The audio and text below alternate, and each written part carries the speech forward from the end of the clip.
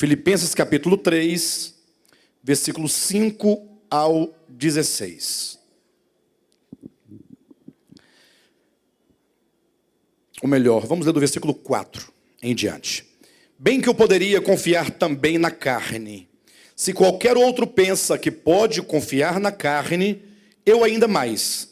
Circuncidado ao 8º dia, da linhagem de Israel, da tribo de Benjamim, hebreu de hebreus, quanto à lei, fariseu, quanto ao zelo, perseguidor da igreja, quanto à justiça que há na lei, irrepreensível. Mas o que para mim era lucro, isso considerei perda por causa de Cristo. Sim, deveras considero tudo como perda por causa da sublimidade do conhecimento de Cristo Jesus, meu Senhor, por amor do qual perdi todas as coisas e as considero como refúgio para ganhar a Cristo e ser achado nele, não tendo justiça própria que procede de lei, senão a que é mediante a fé em Cristo, a justiça que procede de Deus baseada na fé, para o conhecer e o poder da sua ressurreição e a comunhão dos seus sofrimentos, conformando-me com ele na sua morte, para de algum modo alcançar a ressurreição dentre os mortos. Não que eu tenha já recebido ou tenha já obtido a perfeição, mas prossigo para conquistar aquilo para o que também fui conquistado por Cristo Jesus. Irmãos, quanto a mim, não julgo havê-lo alcançado. Mas uma coisa faço, esquecendo-me das coisas que para trás ficam e avançando para as que diante de mim estão, prossigo para o alvo, para o prêmio da soberana vocação de Deus em Cristo Jesus. Todos, pois, que somos perfeitos, tenhamos este sentimento. E se porventura pensais de outro modo, também isto Deus vos esclarecerá. Todavia, andemos de acordo com o que já alcançamos. Amém?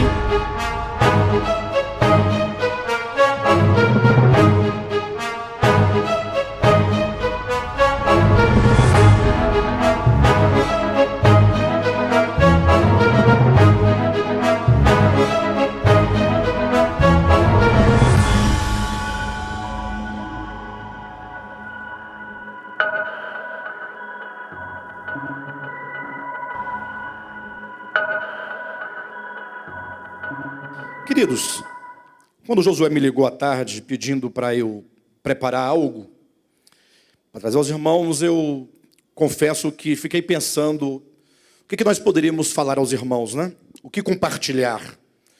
Qual a nossa necessidade espiritual enquanto igreja, enquanto ministério? Não sei se vocês sabem, mas há uma diferença muito grande entre igreja e ministério. Igreja são pessoas.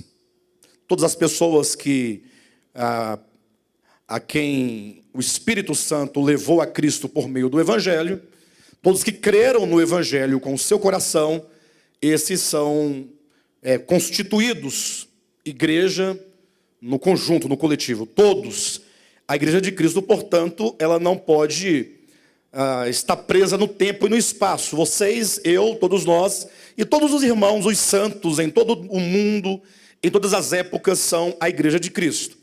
Quando, entretanto, se fala de ministério, aí já ganha um significado um tanto diferente. Tanto é que nós não costumamos nos chamar ou nos intitular igreja de volta à palavra. Essa expressão não existe. Não sei se já observaram, mas nós falamos ministério apostólico de volta à palavra, porque o ministério diz respeito ao propósito. Então, por exemplo, estar no ministério de volta à palavra é estar de acordo ou estar sendo ministrado a partir de um propósito ou de uma visão espiritual. Ministério é visão espiritual. Então, quando eu falo deste ministério, eu falo única e exclusivamente dessa maneira que temos de pensar as coisas. O nosso juízo sobre a verdade de Deus. Não é de hoje, desde a antiguidade, que os homens buscam conhecer a Deus ou conhecer as coisas referentes a Deus. E, portanto, não faltam religiões, e dentro da grande religião chamada cristianismo, não faltam as centenas e milhares de facções, de denominações, não é? De ministérios, e cada um com a sua visão, cada um com a sua percepção, cada um pregando aquilo que acredita, ou pelo menos, teoricamente, se deve pregar aquilo que acredita. Talvez haja aqueles que pregam que não acreditam, porque talvez tenham outros motivos, né? Mas não cabe a nós essa questão. Quanto a mim, Alexandre, eu sou uma pessoa extremamente honesta. A minha honestidade, acima de tudo, é para comigo mesmo. Porque às vezes é fácil você falar que você é honesto para com o outro, e honesto até mesmo para com Deus. É fácil falar, porque aí fica a sua palavra contra a palavra de ninguém, né? Eu sou honesto com vocês e ponto. Agora, quando você é honesto consigo mesmo, quando você não consegue se trair, quando você não consegue viver algo em que você não acredita, que não é real dentro de você, aí você então tem uma honestidade para consigo mesmo, e eu sou uma pessoa extremamente honesta para comigo mesmo. Ou seja, eu não prego nada absolutamente em que eu não creia. Eu só prego aquilo que eu creio. A minha história de vida cristã, eu já passei pela Igreja Assembleia de Deus, vocês sabem disso, já falei algumas vezes. Passei um bom tempo, e talvez o tempo que eu comecei de fato a me dedicar ao estudo das Escrituras, passei um tempo na Igreja Adventista do Sétimo Dia. Depois estive numa igreja que eles chamam de igreja local, né? Só isso que eles chamam. Eles não assumem nenhum nome para si. E estamos aqui neste ministério há 18 anos completos. Estamos na casa dos 19 anos. Em dezembro de 2018, nós vamos fazer 18 anos de ministério. E as razões porque eu não permaneci nos ministérios anteriores por onde eu passei, foi a minha honestidade para comigo mesmo. Porque por onde eu passei, sempre me destaquei, desculpe eu colocar nesses termos, mas assim, em questões de liderança, em questão do ensino, da palavra, talvez em razão da minha dedicação, porque eu não consigo estar num lugar sem compreender as estruturas de pensamento daquele ministério. Ou seja, para eu poder pregar em tal lugar, eu preciso crer efetivamente e saber por que eu creio daquele modo. Eu tenho que fazer, de fato, uma apologia ou defesa da minha fé. Então, quando eu creio, eu creio. Agora, quando eu não creio também. Por isso que, num dado momento, eu não pude permanecer na Igreja Adventista do Sétimo Dia, porque naquela instituição eu precisava pregar o que o ministério ensinava. Mas eu não me adequava ao pensamento. Chegou um momento em que, na minha leitura, eu não consegui compreender mais daquele modo. Lógico, minha saída foi um pouco desgastante, porque nós gastamos anos, inclusive, estudando com os irmãos adventistas, para que eles nos mostrassem e nos convencessem pela Escritura que nós deveríamos permanecer lá. Mas não foi possível que houvesse tal convencimento, porque o poder da Escritura, enquanto o elemento material de consulta nosso, é muito maior do que o mero argumento humano. Então, por onde eu passei, eu não podia pregar. No último lugar, antes de estarmos aqui, na verdade, eu não saí de lá. Eu fui tirado, né? Mas aí ocorreu que, num dado momento, eu perguntei assim para os meus líderes, né? O que eu vou fazer a partir de agora? Porque quando eu for pregar, o que eu faço? Porque eu só posso pregar o que eu acredito. Vocês querem que eu prego algo em que eu não acredito. Como é que eu vou fazer? Ou como vocês vão fazer? Como é que vai ser essa situação? A pessoa respondeu, não, quanto a isso você não precisa se preocupar, porque você não é mais um pregador, você não é mais daqui, você pode pegar a tua turma e pode vazar. Né? e fique tranquilo, porque esse problema você não vai ter. Aí eu falei, poxa, não era por aí que o caminho, né? Não era a minha intenção, jamais.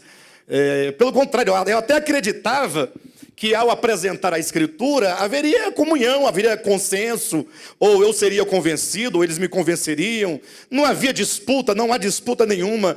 É só o desejo de pregar a verdade. Eu quero pregar a pura verdade de Deus na medida e na proporção que eu compreendo. Somente isso. E eu tenho no meu coração uma forte ou firme convicção do meu chamamento. Quando eu era criança, eu já vou entrar no texto bíblico, tá, amados? Quando eu era criança, assim, nos meus 10, 11, 12 anos de idade, eu era cristão pentecostal. Então, toda sexta-feira a gente ia para o monte. Toda sexta-feira, pensando num Fusca, pastor Gilberto, não sei se o senhor conheceu, pastor Renato pode ter conhecido, porque era do mesmo ministério. Pastor Gilberto dirigindo o Fusquinha e dentro do Fusca ia mais uns 6, 7 a 8 jovens. Tudo dentro de um Fusca só. Indo para o monte orar. E aí, para não perder tempo, a gente já ia orando no carro, né? E pensa no fogo. Fogo. Línguas estranhas, labaredas de fogo. Vocês sabem do que eu estou falando. Quem já foi pentecostal sabe. Bem, e nós então éramos um grupo de jovens. Eu, embora adolescente, mas sempre estive no meio de jovens. Eu nunca gostei de andar com criança. Eu queria andar com os mais velhos do que eu. De modo que nós conversando, nós decidimos assim, vamos fazer uma campanha. Uma campanha no monte para buscar os dons espirituais. Cada um escolhe um dom espiritual e nós vamos buscar esses dons na campanha. E aí nós decidimos ir todas as tardes, durante uma semana. Não era à noite, nós fomos todas as tardes. Por volta de 4 horas da tarde, a gente ia para o monte buscar os dons. E eu, então, pensei, bem, eu vou buscar o dom de visão. Eu queria o dom de visão. Eu, menino, achava interessante, eu queria ver alguma coisa, eu queria ver um anjo, um demônio que fosse. Eu queria ver alguma coisa, eu queria olhar para uma pessoa e Deus me mostrar o meu olho aberto. Eu não queria visão de olho fechado. Eu queria, Senhor, eu quero ter visão de olhos abertos. E aí, fomos lá. E eu comecei a orar. E como eu cria daquele modo, buscava com verdade. Quero o dom de visão de olhos abertos. Primeiro dia, clamei. E ele falou que se a gente clamar, ele vai dar, ele não fala? E vai dar o dom de visão de olhos abertos. Segundo dia, mas eu na expectativa de que qualquer momento eu ia ver alguma coisa. Segundo dia, pedindo o dom de visão de olhos abertos. Terceiro dia, quarto dia, quinto dia, sexto dia, nada. Eu olhava, buscava. No último dia, eu já estava querendo ver qualquer coisa, nem que fosse de olhos fechados. Porque eu precisava daquilo, eu estava buscando, estava no meu coração o desejo. E aí nós oramos, buscamos no último dia. E aí, amém, vamos consagrar a nossa campanha. Vamos fazer a oração de encerramento, vamos fechar a nossa campanha. Quem recebeu, recebeu, quem não recebeu... Se bem que não tinha essa conversa de quem não recebeu. Não, Deus já deu, é porque ainda vai manifestar. A ideia era essa. Demos as mãos em círculo, para agradecer a Deus pela campanha. Quando nós demos as mãos, que todos fecharam os olhos, eu na expectativa, falei, ainda dá tempo. Não acabou ainda. Oração final. Que eu olhei para o alto, olhos abertos. Eu vi um cajado grande, todo envolto de fogo. E eu fiquei prestando atenção para ver se não era impressão minha. Sabe quando você quer muito ver alguma coisa, você acaba vendo, não é? Você acaba vendo. Mas não. Enquanto durou a oração, estava lá, no ar, parado. E eu vi de olhos abertos. também foi a única e a última coisa que eu vi. Nunca mais vi nada, nada, absolutamente nada. Eu tinha meus 12 anos de idade. Eu só fui compreender essa visão de olhos abertos do cajado anos depois, muitos anos depois. Eu compreendi que eu tinha recebido de Deus o dom de visão de olhos abertos. Não para ver anjo, para ver Satanás, para ver cachorro, né? Não, porque, não sei se vocês se lembram, as irmãs iam orar nas casas, não iam? Aí elas via porco dentro dos quartos, cachorro, mas sempre preto. Um cachorro preto, um porco. Não, vocês sabem disso, né? Chega a ser estranho, mas era assim.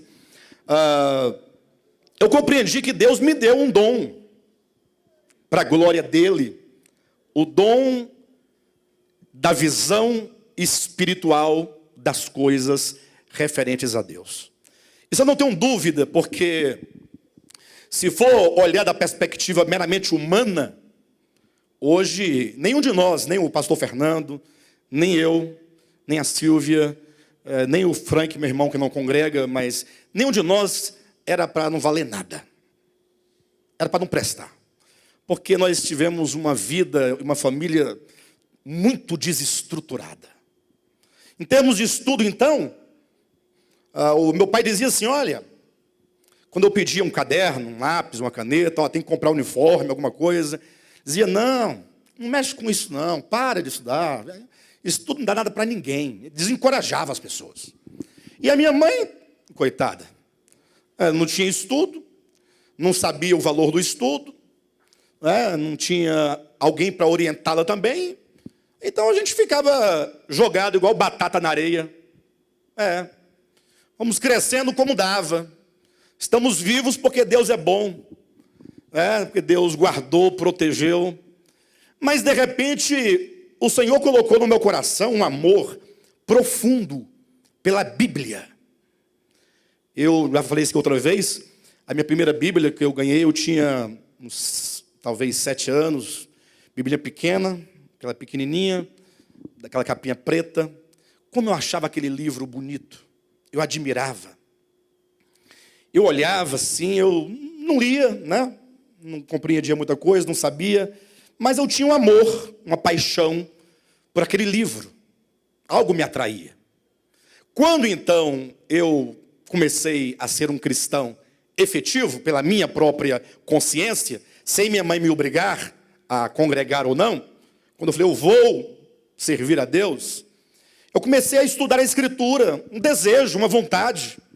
E olha que, para quem não tinha uma cultura de leitura, como era o meu caso, como gostar tanto, se não for o Espírito Santo chamando para ler, para olhar, para verificar. E eu não me conformava em ouvir pregações nem estudo bíblico.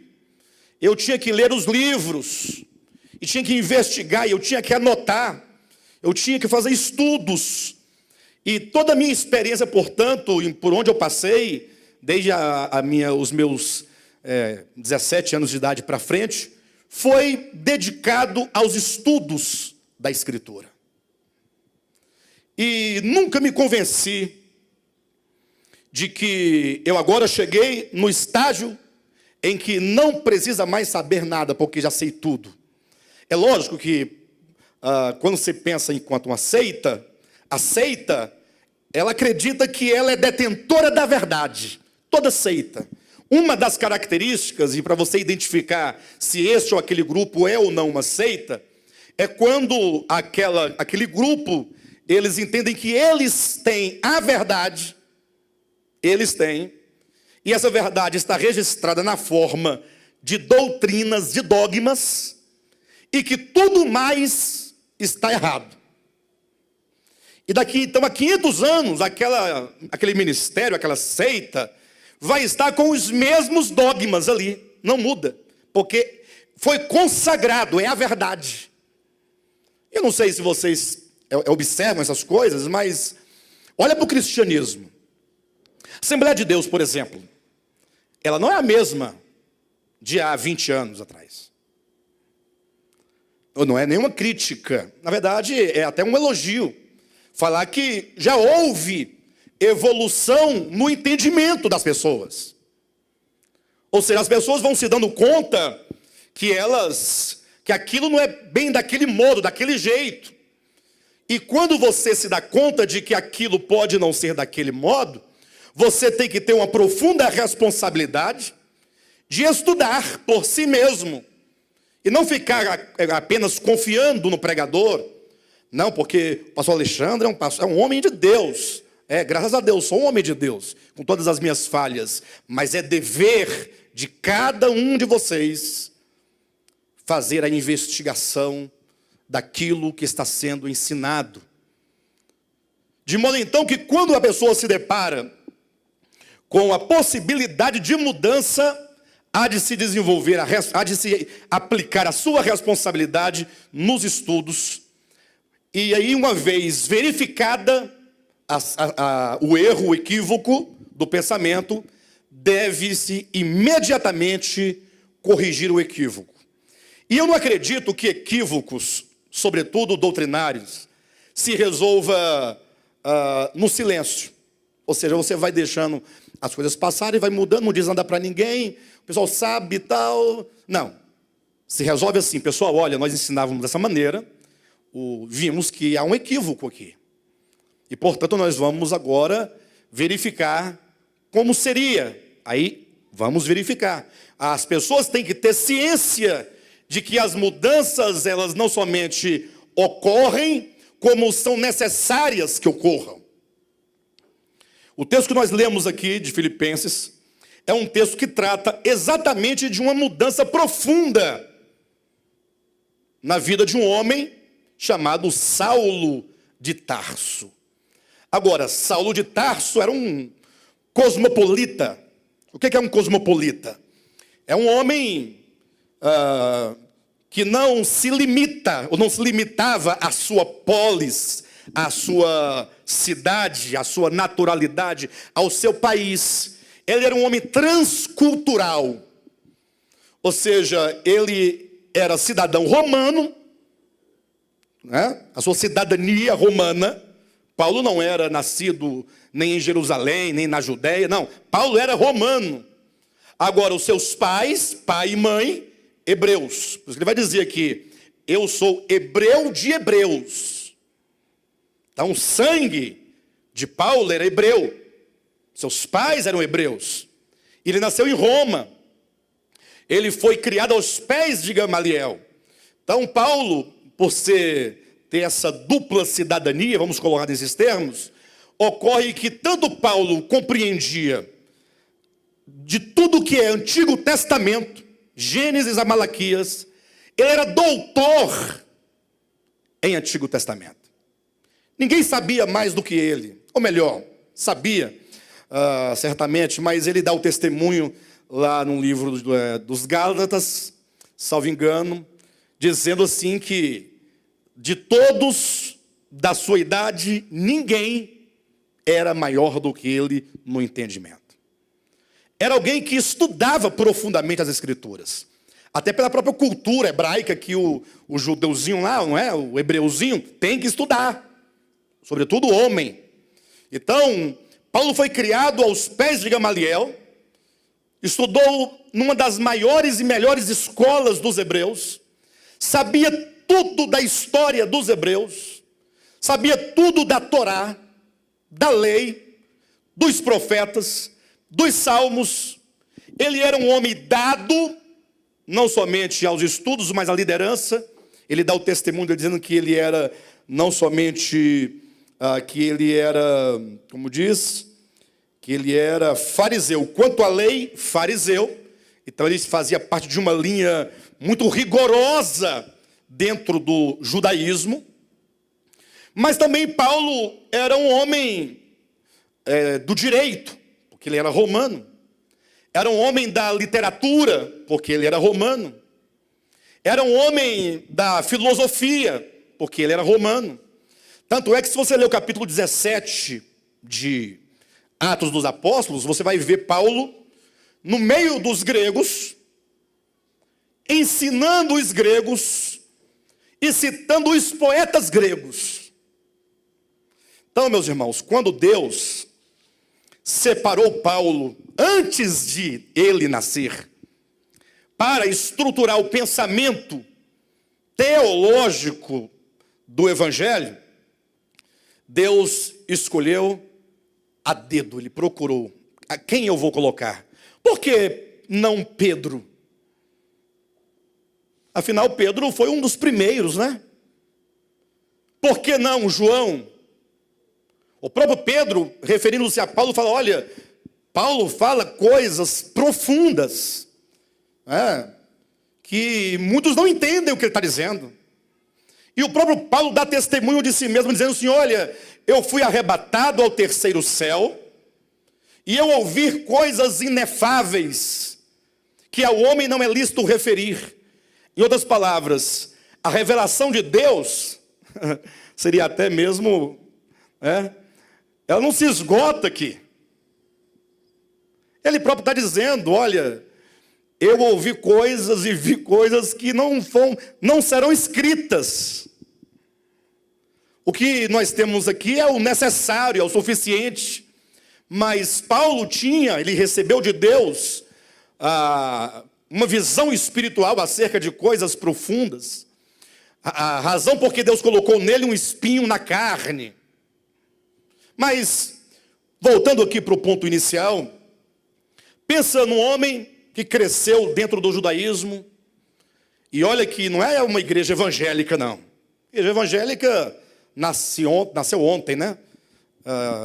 Nasce hoje, qualquer pessoa vai lá, começa uma congregação, a pessoa se converte lá dentro, tal, e fica cantando com a mão para cima, tal, tudo menos o estudo da palavra. Agora, o judaísmo não. O judaísmo, se bem que o judaísmo foi o produto final de toda a apostasia de Israel. O povo de Israel, vocês sabem que viveu uma vida de apostasia. Quando você lê o livro das Crônicas e dos Reis, você vai ver que muito mais se vivia em apostasia do que na verdade. Embora eles tivessem a lei e os profetas. Mas veja que, depois que passou o período do exílio, que o povo hebreu volta para Jerusalém, começa a se instaurar agora uma religião que não havia antes, chamada judaísmo. E Saulo, portanto, está dentro dessa religião não como um ouvinte. Ele está totalmente entranhado no pensamento teológico, filosófico do judaísmo.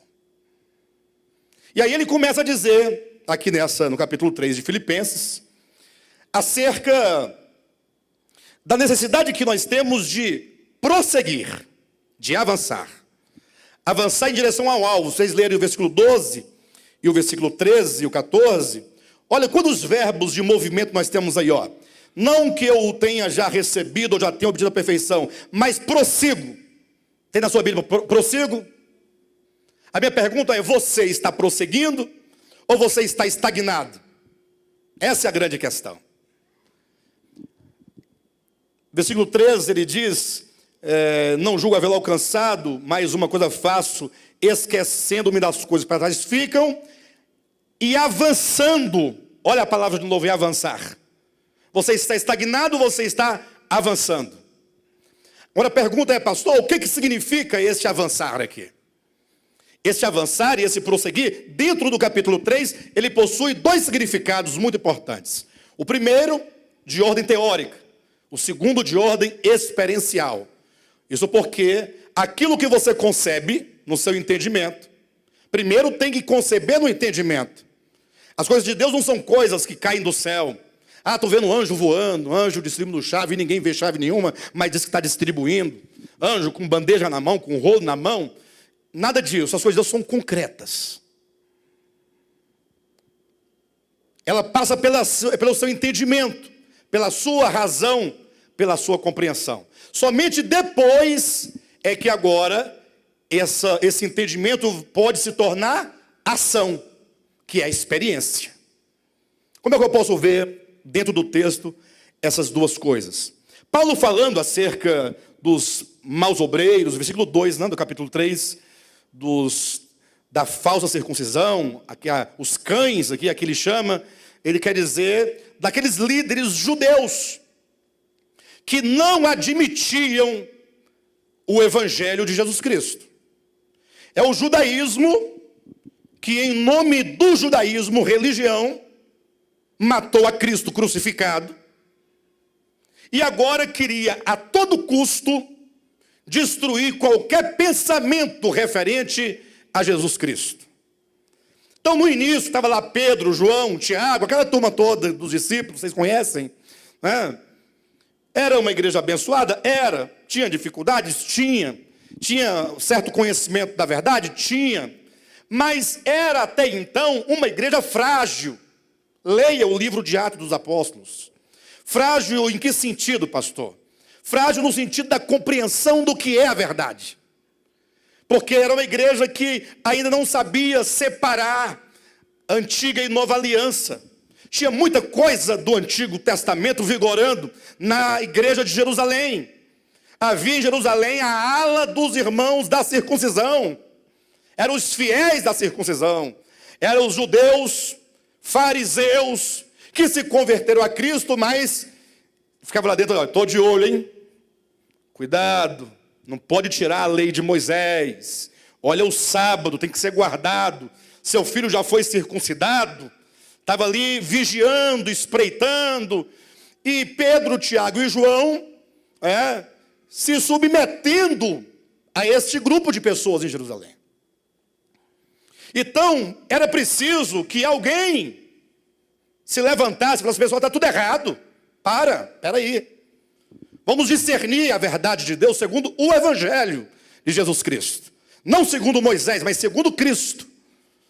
Por isso que Deus levantou Paulo. No caso, ele vai dizendo sobre essas pessoas, ele fala assim: olha, essas pessoas, elas se orgulham, elas confiam na carne. Versículo 2, lê comigo, e 3. Acautelai-vos dos cães, dos maus obreiros, da falsa circuncisão, porque nós é que somos a circuncisão, nós que adoramos a Deus no Espírito e nos gloriamos em Cristo e não confiamos na carne. O que ele quer dizer com carne aqui? O que ele quer dizer? Não confiamos na carne. Ele quer dizer, nós não confiamos naquilo que nós somos em nós mesmos, em termos de cultura, em termos de religião, em termos de teologia, em termos de conhecimento. Nós confiamos no Evangelho de Jesus Cristo. Então essas pessoas, elas confiam, elas se gloriam, porque são circuncidadas, porque guardam o sábado, porque dão o dízimo, porque cumprem a lei de Moisés, porque fazem isso, fazem aquilo outro. Aí ele diz, bem, se fosse para se orgulhar, trabalhando na hipótese, né? Se alguém pensa que pode ou deve se gloriar, eu diria que se nós formos conversar nesses termos, ele diz, eu muito mais do que todos eles. Ele não está se gloriando, ele está dizendo que se o problema é capacidade, se o problema é conhecimento, se o problema é sangue de hebreu, é circuncisão, então vamos lá. Aí ele começa a elencar tudo o que ele era. Ele vai dizendo, circuncidado ao 8º dia. Ele não diz circuncidado. Vou dizer, né? Eu fui circuncidado. Não basta dizer. Não, ao 8º dia quer dizer rigorosamente segundo a lei. Tem que ser no 8º. Não é no 7º, não é no 6º, não é no 5º, não é no 10º. É no 8º. Olha o rigor. Circuncidado ao 8º dia, da linhagem, de Israel, ou melhor, ler-se, da linhagem de Jacó, Abraão, Isaac e Jacó. Jacó é Israel, não é isso mesmo? Não foi mudado o nome de Jacó para Israel? Sim ou não? E por que ele diz da linhagem de Israel? Ora, porque ele poderia ser da linhagem do outro filho de Abraão, né? Ou poderia? Abraão não teve Ismael também? Ele pode dizer, não, eu sou filho de Abraão, mas eu sou filho de Abraão, mas eu sou da linhagem correta, da linhagem da promessa, da linhagem eleita, Abraão, Isaac, Jacó, que é Israel. Eu venho da oliveira verdadeira, em termos de Romanos capítulo 11. Eu estou vindo do lugar certo. Aí ele vai dizendo, Das 12 tribos, eu sou filho da tribo mais amada, Benjamim. Quem conhece a história de José sabe do que eu estou falando. Era o filho caçula. Vocês sabem que o filho caçula tem esse detalhe, né? É um detalhe, né? Não é um detalhe? Mas pensa numa situação. Eu sou da linhagem de Israel, da tribo de Benjamim. Não sou de outra tribo. Ele vai dizendo, hebreu, ninguém pode falar que eu não sou hebreu, de hebreus, é pai e mãe hebreus, os dois. Poderia ser o caso de ser filho de uma hebreia com um qualquer outro, ou de um hebreu com uma outra que não fosse hebreia. Não, hebreu de hebreus. Ele vai dizendo, e quanto à lei que vocês defendem tanto? Nunca fui saduceu. Vocês desculpem eu colocar essa brincadeira, mas assim, se fosse para colocar nos termos bem práticos, só assim, você é o quê? Assembleia de Deus Madureira. Madureira. Quer dizer, né? Se bem que tem outros também que se orgulham, né? A minha é de Belém. Belém a primeira, né? Não tem essa história? Enfim, mas cada um se orgulha em alguma coisa. Mas está aqui. E quanto ao zelo, eu não era um judeu frouxo, não. Não. Eu tinha um zelo.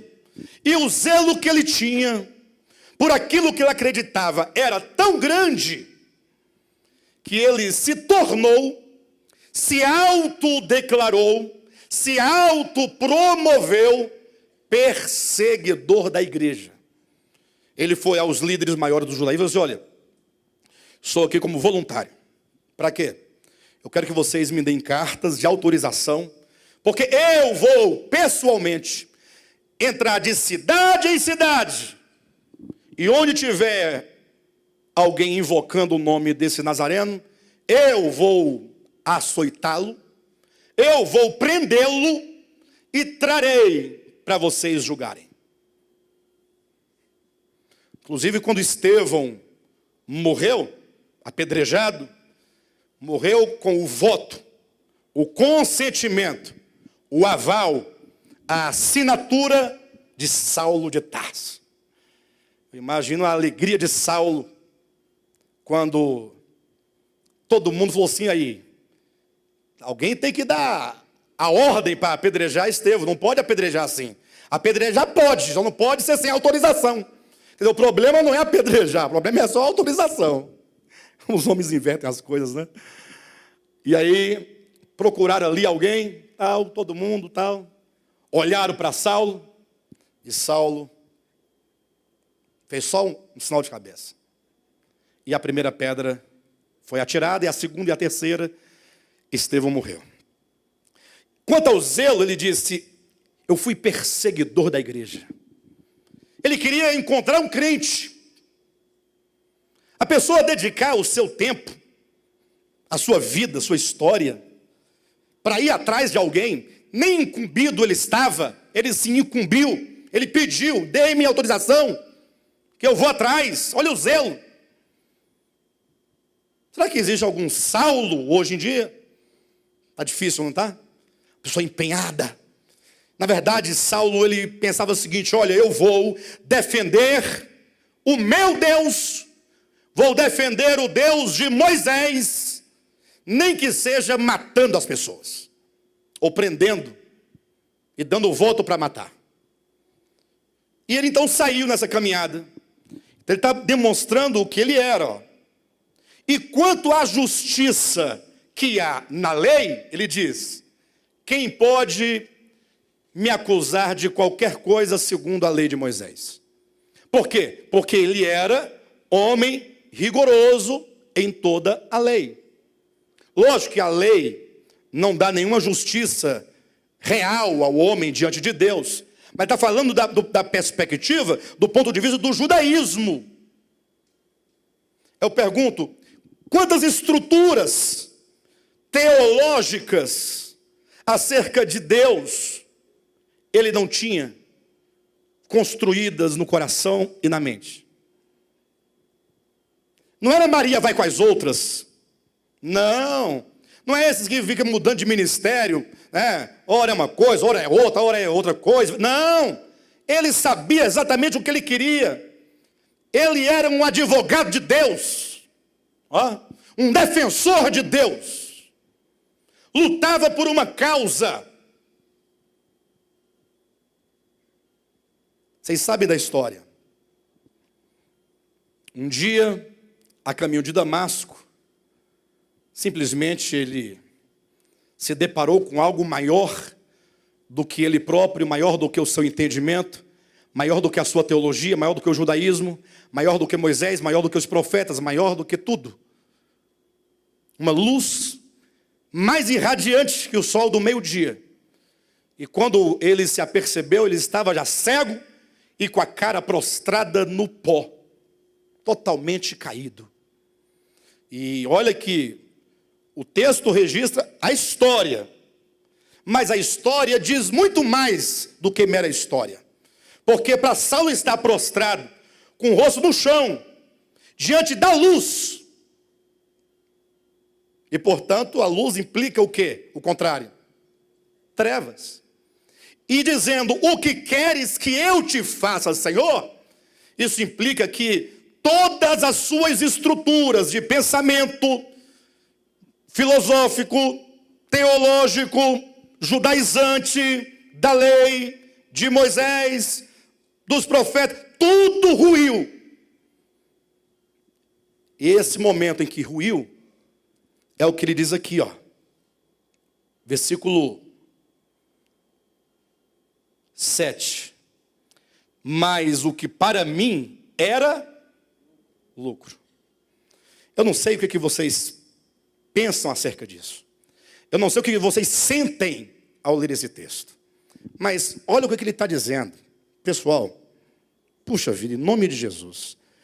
Tudo o que para mim era lucro. O que é tudo? O que ele chama aqui de tudo?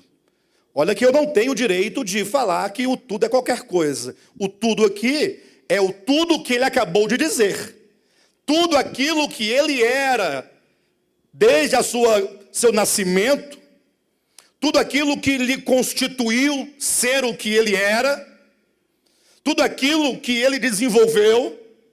Ou seja, está dizendo, gente, se alguém quiser se gloriar na carne, eu muito mais, porque eu era o cara do judaísmo.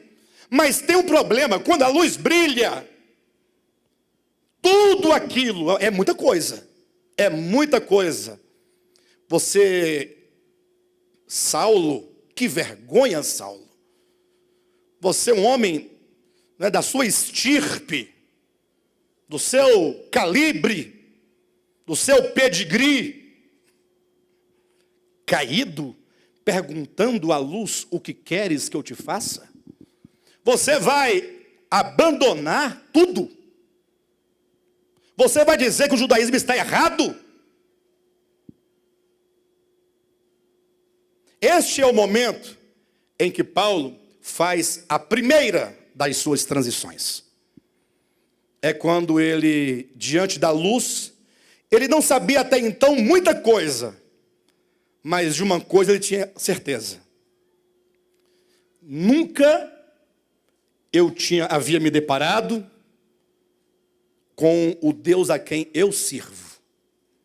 Porque para um judeu falar o que queres que eu te faça, Curios, ou Senhor, título atribuído ao Eterno, o Adonai, ele está diante do Deus a quem ele serve, porém que ele não conhecia. Mas ele sabe que se esse Deus apareceu para ele e o lançou por terra para demonstrar a suprema verdade que o judaísmo não podia aceitar, aquele Nazareno que vocês mataram, crucificado, ele é o Messias prometido. E a prova de que ele é o Messias, dentre outras, né? Porque os milagres foram provas da sua messianidade. Uma grande prova foi o que o próprio Cristo disse: olha, vocês querem uma prova? Nenhuma prova eu vou dar para vocês. Agora, uma eu vou dar, exceto uma. Assim como Jonas esteve 3 dias e 3 noites no coração da terra, e depois de 3 dias e 3 noites, lá nos portões do abismo, ele foi vomitado de volta à vida. Foi ou não foi? Essa é a prova. O Filho do Homem vai morrer. Mas se ele morrer, como morrem todos os mortais, essa é a prova de que eu não sou o Messias. Agora, se eu voltar dentre os mortos, se eu chegar diante daqueles portões que, segundo Dante, né, eu estou aqui incluindo, dizia que havia no umbral do Hades: deixai aqui toda a vossa esperança, vós que entrais. Em outras palavras, morreu, ninguém sai daqui. Mas se eu sair, se eu romper os grilhões da morte, se eu voltar à vida, em ressurreição, esta é a prova. Então o grande problema de Saulo, qual que era? Esse Jesus de Nazaré é um impostor, é um mentiroso. Inclusive ele não ressuscitou, roubaram o corpo dele, os discípulos dele roubaram o seu corpo e inventaram essa onda aí de ressurreição. Ele é um impostor. De repente ele se depara com essa grande luz e ele diz: quem és tu, Senhor? E aí a voz responde: Saulo, você achava que eu estava morto? Estou aqui vivo, ressurreto.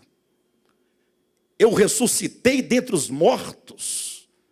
E aqui estou, eu sou Jesus, a quem tu persegues, vivo. A prova da ressurreição. Os olhos de Saulo foram abertos. E ele, então, imediatamente concluiu sua primeira conclusão: se ele é o Cristo de Deus, se os judeus o mataram em preservação da lei de Moisés, e agora os judeus querem destruir os cristãos, que servem ao Deus vivo, então o judaísmo está errado. O judaísmo está errado. A partir de agora, aí olha como ele era um homem decidido. A partir de agora, tudo o que eu sou, o que eu herdei, o que eu construir, enquanto religião, fé,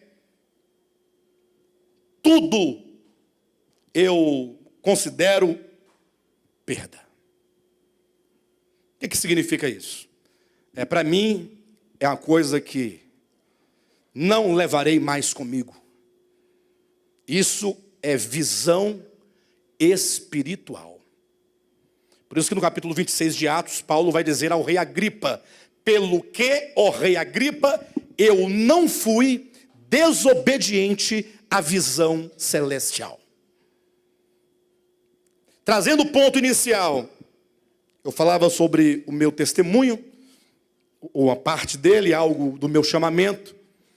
Eu quero, desejo e vou fazer todo o esforço para todos os dias, quando eu me levantar, eu responder como Paulo: não serei desobediente à visão espiritual.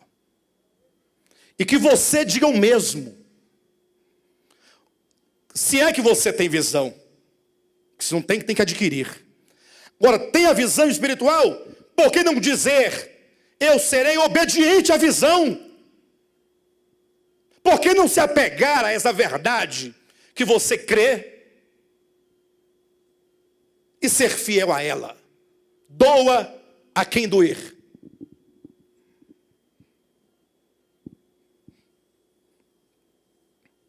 Nós, nesse processo de mudança, perdemos alguns irmãos. Lógico que nem todos os que saíram pelo mesmo motivo.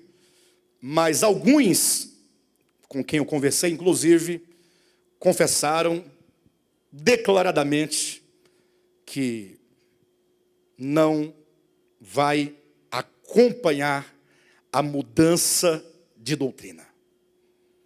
Ou seja, eu tenho meu pensamento, minha compreensão e ponto final.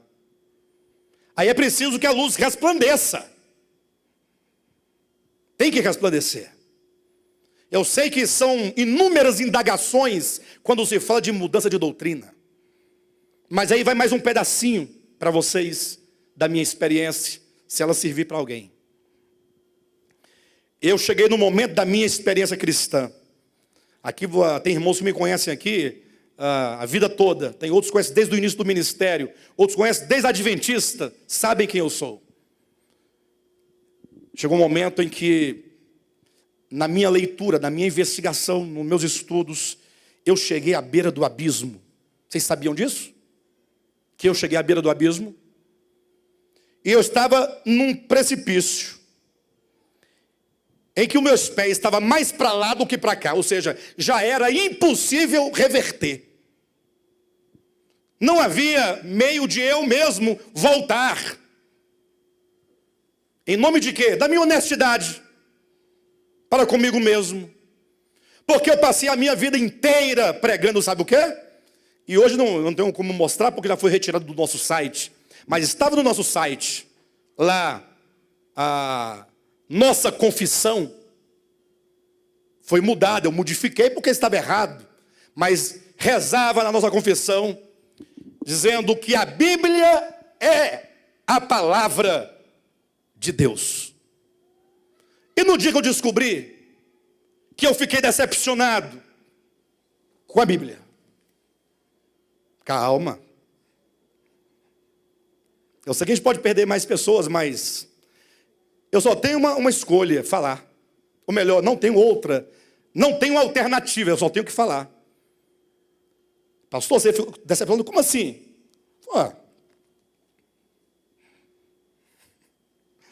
No dia em que eu lendo, eu começo a me deparar com uma série de problemas que não deveria ter, uma vez que se diz que a Bíblia é a palavra de Deus. Eu não sei se vocês sabem, mas é porque por detrás dessas sentenças todas que o pessoal repete sem saber o que está dizendo, mas existe um fundamento reformado, chamado a inerrância das Escrituras. Sabe o que significa inerrância? Quem sabe? Ela não erra. Ela é absoluta. De repente você toma a Bíblia como sendo tudo, o seu Deus. Você se torna um bibliólatra. E eu não estou desprezando a Escritura, irmãos, em nome de Jesus. Porque tudo que eu falar para você, eu vou partir daqui de dentro. Eu não vou partir de outro lugar. Mas você começa a se deparar com uma série de situações em que Deus simplesmente fala assim: olha, eu estou irritado com vocês todos. E manda agora o profeta dizer que eu, Jeová, já desembainhei a minha espada e eu vou matar o justo e o injusto. Ponto final. E eu, Alexandre, falar: Senhor, me perdoe, Pai. Mas como é que eu vou pregar o teu nome, o teu caráter, afirmando isso? Você tem coragem de pregar isso?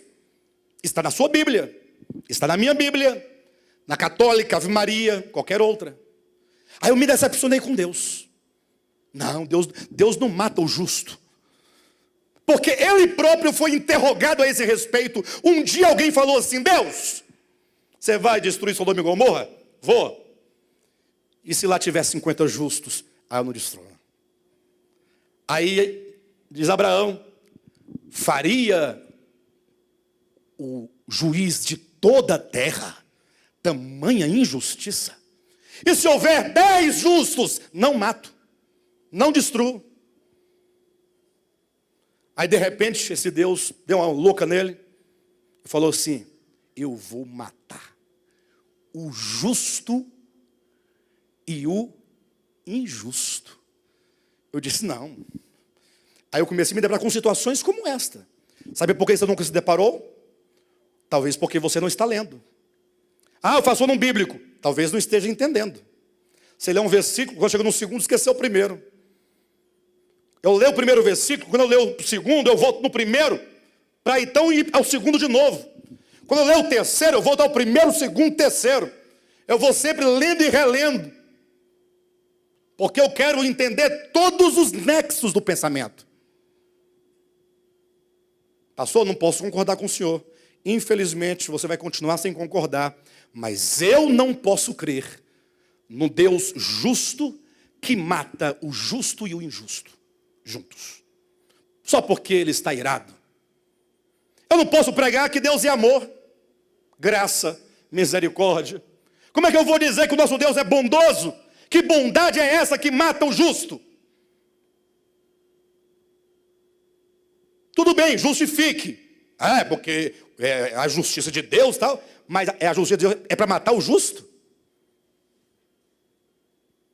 Aí você fica assim, meu Deus, e agora? Eu estou citando um exemplo, eu poderia citar aqui dezenas, para não falar centenas de situações, em que eu falei, Senhor, é o seguinte, eu estou perdendo minha fé, Pai. Estou perdendo a minha fé. Um homem de barba, chorando. Agora eu não sei mais é de nada. Falando com Deus. Minhas conversas desse jeito. Estou perdendo a minha fé. Vou cair no abismo da incredulidade, do ateísmo, e vou me tornar, pelo que eu me conheço, um perseguidor da verdade. Que para mim já era questionada, né?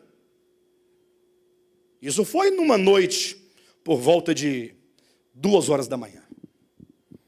Pois quando foi no outro dia, antes do meio-dia, os meus olhos estavam mais abertos do que tudo para a verdade. Meu coração estava gozando de uma paz infinita. De repente eu comecei a entender que somente agora parece que eu creio de verdade. Meus pés estão solidificados sobre a rocha, que é Cristo Jesus. Pastor, mas e aí? E aí que a Escritura continua sendo a Escritura. E aí que vai permanecer o que Cristo disse para os judeus. Olha, olhem para mim. Jesus falou para os judeus, olhem para mim. Eles olharam. O que foi? Vocês examinam as Escrituras, porque vocês julgam ter nelas a vida eterna. O que vocês não sabem é que elas são um testemunho de mim. Aí eu quero perguntar para esta igreja. E tem mais, quando eu gosto de falar com a igreja, eu gosto de falar com a igreja. Eu não gosto de falar em gabinete. Quem fala em gabinete é porque alguém não pode ouvir alguma coisa. E o que é que eu creio que vocês não podem ouvir? Hã? Vocês acreditam que as Escrituras, e quando ele fala Escritura, ele está falando da Torá, a lei, os profetas e salmos, porque não tinha Mateus, Marcos, não existia. Quando Jesus falou isso, não tinha ainda. Ele não tinha nem morrido, não é mesmo? Vocês aqui acreditam que as Escrituras são um testemunho dele, de Cristo? Vocês acreditam? Ele disse, e são elas que de mim testificam. Vocês acreditam nisso? De coração? Que tal então você começar a ler Gênesis hoje? Gênesis, Êxodo, Levítico, Números, Deuteronômio, Josué, Juízes, Ruth, Samuel, Reis, Crônicas, Esté, Jó, e já vai até Malaquias, procurando Jesus. Quando você encontrar, você segura. Encontrei um testemunho dele. Aí você então, depois de ler a lei, os profetas e os salmos, tipo aquele texto, Salmo de número 137, só para vocês poderem ter uma ideia do que eu estou dizendo, em que está lá os hebreus em Babilônia, exilados,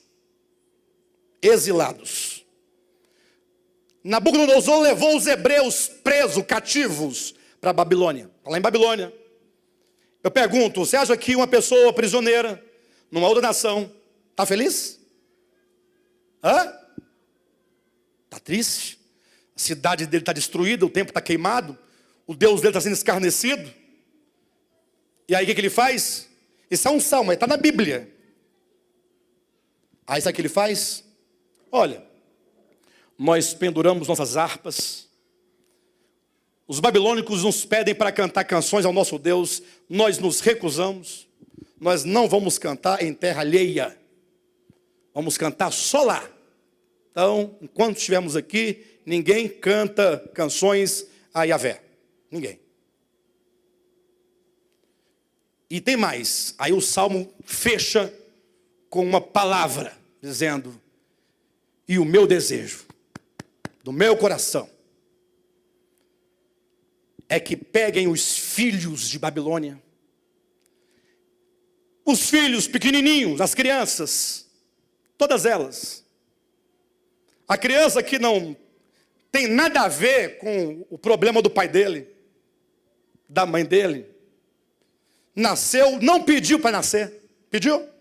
A criança pediu para nascer? Está lá.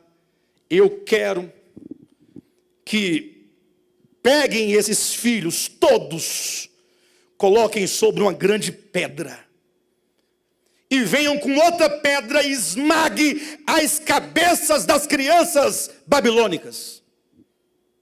Alguém diz assim: justiça de Deus, pastor. Ué, justiça de Deus. Você chama de justiça de Deus? E eu pergunto, esse é um testemunho de Jesus Cristo? Responda. Qual que é o testemunho de Jesus Cristo? Deixai vir a mim as criancinhas. Vocês sabiam que as criancinhas, delas ou a elas, é o reino de Deus? Jesus não mata criancinha. O Pai Eterno não mata criancinha. O reino dos céus é delas. O Pai Eterno não esmaga a cabeça de criancinhas, não degola criancinhas. Não. O Pai Eterno diz: deixai vir a mim. Delas é o reino. As Escrituras são um testemunho dele. Então, eu tenho que conceber, eu preciso que o Antigo Testamento, ele traz o testemunho de Jesus. Mas ele traz também a história de um povo, com a visão que esse povo tinha acerca de Deus. Então, se a visão do povo estava equivocada, a história desse povo está cheia de erros. A história não é Deus, nem a palavra de Deus. Porque a Bíblia não é a palavra de Deus. Ela contém a palavra de Deus. Contém. Se você me disser que é a palavra de Deus, eu vou perguntar qual delas. Porque você vai começar tendo que escolher entre versões. Porque tem versão que diz uma coisa e tem versão que diz outra. Pastor, por que você está pregando assim no culto domingo? Você tem coragem de fazer isso? É melhor vocês ouvirem de mim do que ouvirem de outros. E de mim vocês vão ouvir desse jeito. A Escritura traz, o povo hebreu escolhido foi trazido como nação, como um suporte, para que o Messias viesse por intermédio dele, e portanto traz também o testemunho do Messias. Agora, as atrocidades que foram cometidas em nome de Deus, querem um outro exemplo? Lembra quando Deus falou assim: olha, Jonas vai pregar a Nínive, que Jonas não queria ir? Você sabe por que Jonas não queria ir? Sabe por quê? Não. Jonas não queria ir por um motivo muito simples. Porque Nínive era a inimiga número 1 de Israel. Seria mais ou menos Deus levantar um profeta lá no Iraque, falar assim: vá pregar lá nos Estados Unidos, que se eles não se arrependerem, eu vou destruir os Estados Unidos. Aí o iraquiano fala, rapaz, é agora que eu vou nada, porque aí Deus destrói. Essa é a mente do profeta. Só você pensar como é o processo da revelação, como ele acontece. Jonas falou assim, eu não vou. Se eu não for, o povo não vai ficar sabendo. Se não souber, não vai se arrepender. Se não se arrepender, Deus vai matar. Aí vocês sabem da história de Jonas, não vou contar toda. Mas aí no final ele acabou indo. Só que ele pregava, sabe assim, doido para o povo não se arrepender. Ele pregava pela obrigação de ter que pregar, porque Deus mandou. Mas ele não queria que o povo se arrependesse não. Depois que ele pregou, foi lá para uma montanha lá em cima, sentou. Deus sabiamente fez nascer uma árvorezinha bonitinha, para poder proteger a careca dele do sol que estava muito quente. Ele ficou de lá esperando a destruição. Daqui a pouco vai acontecer. Se vai ser fogo, se vai ser água, se vai ser terremoto, maremoto, alguma coisa vai acontecer. Se Deus vai mandar 2 ursas sair do meio do mato para matar todo mundo, alguma coisa vai acontecer. Estou esperando e nada. Deus perdoou a nação inteira. Jonas ficou chateado. Deus perdoou. Que Deus perdoou. Não era para perdoar, gente. Gente, pelo amor de Deus, são os nossos inimigos. Não é para perdoar. É para matar. Daqui a pouco Deus mandou um germezinho, foi lá, né? Feriu a plantinha secou na hora. O sol bateu na careca do profeta, irado. Aí ele ficou mais irado ainda. Esse Deus tá de brincadeira, né? Além de não destruir os inimigos nossos, ainda agora deixa a minha careca queimar. Matou a plantinha, coitada da plantinha. Senhor, o que essa planta fez para o Senhor matar essa planta? Então você está com pena da planta? E não tem piedade, compaixão de tantas pessoas que não sabem discernir entre a mão direita e esquerda, todos ignorantes. Você não tem compaixão do pecador. Você está irado comigo porque eu, o testemunho agora do Messias vindouro, trago mensagem de arrependimento, de perdão, de graça, de misericórdia e de salvação. E você quer que eu destrua?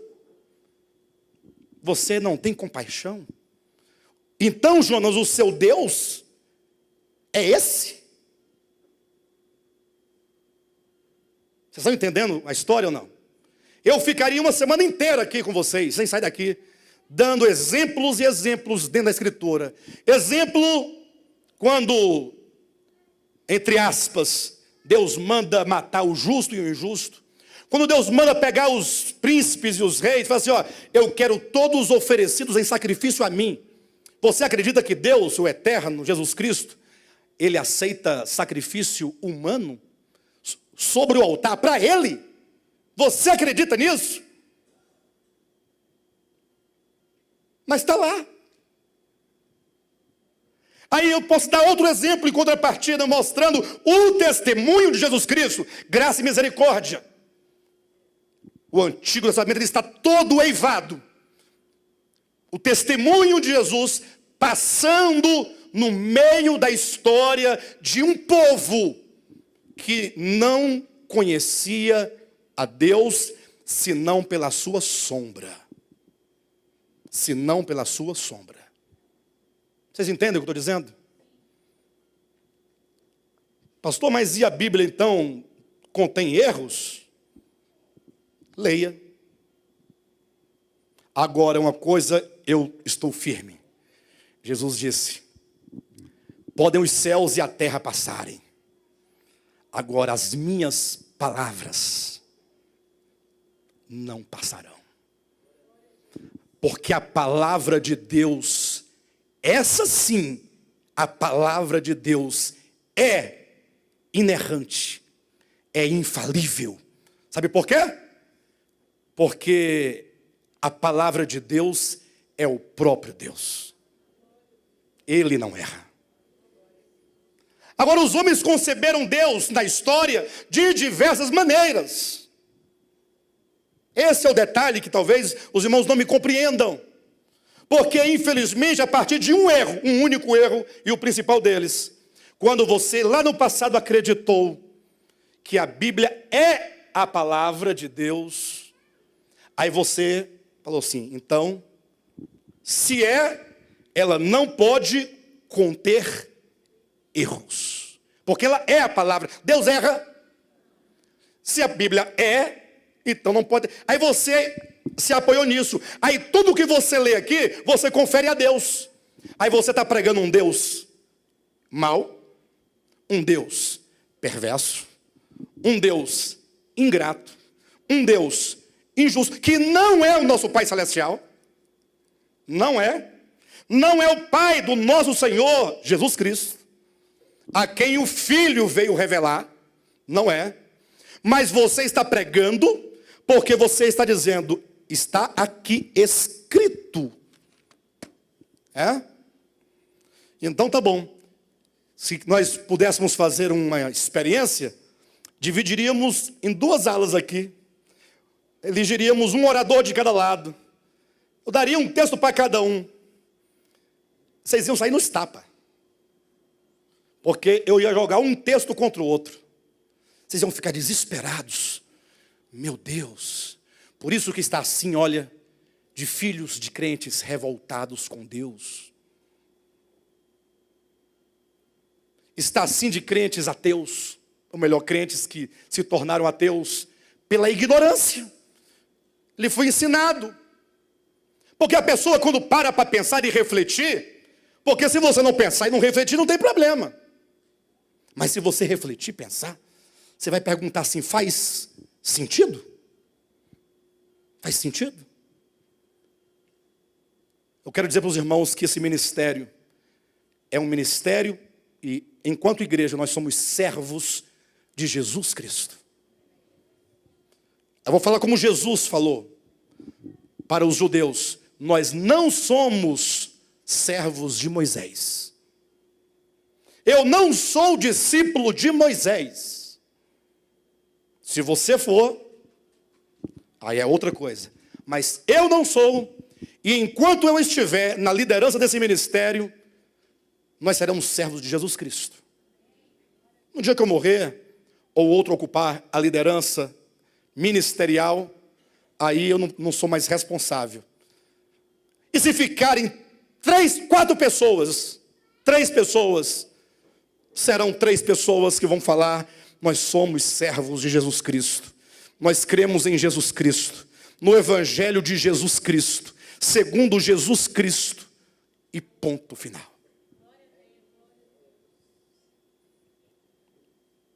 Esse vai ser o nosso testemunho. Esse ministério tem uma decisão, buscar a verdade, na compreensão, e aí, prosseguindo para o alvo, avançando para as coisas que diante de nós estão, e esquecendo das coisas que para trás ficam, mas avançando em direção ao alvo. Existe um alvo. Aí vem na compreensão, e então precisamos buscar a experiência desse testemunho de Jesus Cristo. Porque se ficar também só nos nossos lábios, nós não teremos feito nada. Teremos perdido tudo. Porque precisamos de ter o testemunho de Jesus Cristo, mas precisamos de ter a vida de Jesus Cristo. E eu sou carente da vida de Jesus Cristo. E preciso de cada um de vocês para orarem por mim, intercederem por mim. Essa ideia, lembra? O pastor Alexandre é o pastor da igreja, então ele é a cobertura espiritual da igreja. Não. Orai uns pelos outros. É para interceder uns pelos outros. Todos, né? cobrindo em oração a todos, uns aos outros. Não transfira para o pastor a responsabilidade da sua vida, da sua vida cristã, de ser sacerdote de Deus, na casa de Deus, e o sacerdote é aquele que leva Deus às pessoas. Então você tem esse dever espiritual. Então está aqui, ó, não que eu o tenha já recebido. Quando Saulo faz a transição, ele agora inverte os polos, e agora o judaísmo se torna o seu maior inimigo. Agora, como já diz, é uma frase já bastante saturada, mas bonita. O perseguido, ou melhor, o perseguidor passou a ser agora perseguido. Por quê? Porque ele colocou em xeque o quê? Toda a leitura equivocada que os judeus faziam da lei, dos profetas e dos salmos. Agora ele disse, não é por aí. Não é assim. Agora você tem que ler tudo a partir de Jesus. Toda a leitura do Antigo Testamento tem que ser feita a partir de Cristo. E eu quero aqui tomar das palavras de um nobre pastor, que são expressões dele, quando ele diz, qualquer coisa que não se enquadrar na pedra de esquina, que é Cristo, não é Deus. Cristo é a expressão exata do Pai. Quando eu falo para vocês que eu não posso crer em muitas coisas do modo como foram ditas, ainda que por um profeta equivocado, no seu tempo, pela leitura que ele fazia, porque ele era um cara irritado, porque ele sofreu muito, porque ele foi para o exílio. Ele tem uma revolta, então agora ele coloca toda uma construção teológica, né, de uma teocracia injusta sobre o mundo, porque ele tem ódio do mundo, porque ele tem ódio das nações. Agora o Deus que ele vai traduzir nas suas palavras também tem que ter. Então, se não bater com o Espírito de Jesus Cristo, não é a expressão do Pai. Então de quem? De qualquer um, menos do Pai. Como ninguém jamais viu o Pai. Alguém já viu o Pai aqui? Eu nunca vi. E nem é capaz de ver. Eu só posso conhecê-lo olhando na face de Cristo. Não é assim que diz lá em 2 Coríntios capítulo 4, versículo 6, que Deus o Pai, ele é revelado a nós na face do Filho? Como é que eu sei quem é o Pai? Como é que eu sei? Olhando na face de Jesus, ouvindo as palavras de Jesus. Uma certa ocasião, estava lá Pedro e João, vieram irritadíssimos. Eles estavam irritados. Sabe por quê? Porque eles foram a Samaria, arrumar um lugarzinho para Jesus dormir, passar a noite.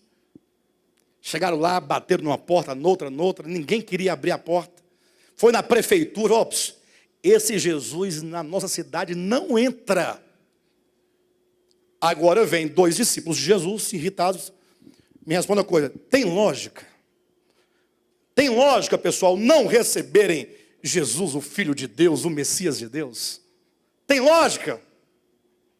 O que a gente faz com quem não quer Jesus? O que a gente faz com quem tranca as portas para Jesus? O que a gente faz? O meu conhecimento é o Antigo Testamento. Eles não tinham o Novo. Jesus estava ensinando as coisas ainda, estava tudo em transição. Eles vieram combinando. Chega lá, vamos pedir Jesus para a gente fazer uma oração forte, para Deus derramar fogo naquela cidade e destruir tanto quanto ele fez com Sodoma e Gomorra. Combinado? Combinado. Jesus olha, infelizmente, não que nós queremos, né? Mas infelizmente o Pai vai ter que derramar fogo de novo.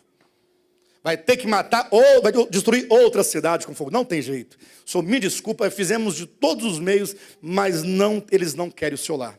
E nós já combinamos, tá tudo certinho. O que concordarem dois na terra, o céu vai concordar com a gente.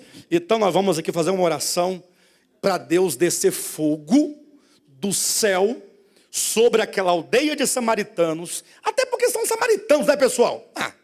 Samaritano mata o samaritano. Aí Jesus, puxa, não é Moisés, pessoal. Jesus, assim, vocês não sabem de que lado vocês estão. Vocês não sabem de que espírito vocês são. Que espírito é esse? Que porque o povo não quer me receber, vai pedir para Deus descer fogo e matar o pessoal? De que espírito vocês são? O meu pai não manda fogo. Leia. O meu pai envia salvação. E eu estou aqui para salvá-los. Não vai destruir a cidade. Meu pai não manda fogo para destruir cidades. Jesus estava arrumando um problema grave para a cabeça dele. E agora para a minha. Deus não deixou eu cair no abismo do ateísmo. Deus não deixou eu cair no niilismo de Nietzsche. Não deixou. Quando eu caí, que eu senti o vazio, logo uma mão me segurou, me levantou. E hoje eu amo a Jesus Cristo e o Pai Celestial. E vou viver para Ele toda a minha vida, pregando o amor de Deus, a graça de Deus, o perdão de Deus, a misericórdia de Deus, dentro do entendimento que Ele próprio me deu. Não é mérito meu. Foi Ele que me salvou em menos de 24 horas. Ele. A glória dele. E aí fica agora esta palavra para a igreja clara e claríssima. E para que você saiba que você, meu irmão, é livre em Cristo Jesus. O Evangelho não nos permite expulsar, nem amaldiçoar, nem falar mal de ninguém. O Evangelho diz assim, olha, você está livre para permanecer conosco nesse ministério. Ou para não permanecer. Eu não concordo com essa doutrina. Tudo bem, você vai encontrar uma com a qual você concorda. Mas este ministério ensina isso que vocês ouviram hoje. Lógico que vocês devem ter muitas dúvidas depois dessa palavra. Porque muitos textos vêm, não é? Mas se vocês derem a vocês mesmos a chance, ou derem a mim a chance de eu falar outra vez, pregar uma segunda vez, e continuar mostrando nas Escrituras, aí vocês não terão dúvida nenhuma. Agora, se ficar ríspido, chateado com o pastor Alexandre, e aí, infelizmente, eu não posso deixar de pregar aquilo que Deus me deu, visão de olhos abertos, não da minha cabeça, mas tudo extraído daqui de dentro, tudo, nada fora daqui, tudo aqui dentro, eu vou continuar pregando, e você, se não permanecer, amém, vamos falar como o apóstolo Paulo falou, dizendo, todos, pois, que somos perfeitos, eu não estou trazendo essa expressão para mim, apenas reproduzindo a ideia do apóstolo, tenhamos este sentimento. E se porventura pensais de outro modo, o Senhor vos esclarecerá. Amém, amados? Olha, amo a vocês todos de todo o meu coração. Tá bom? Eu falo assim com firmeza, mas é a firmeza necessária do falar. Tá bom? Em nome de Jesus Cristo.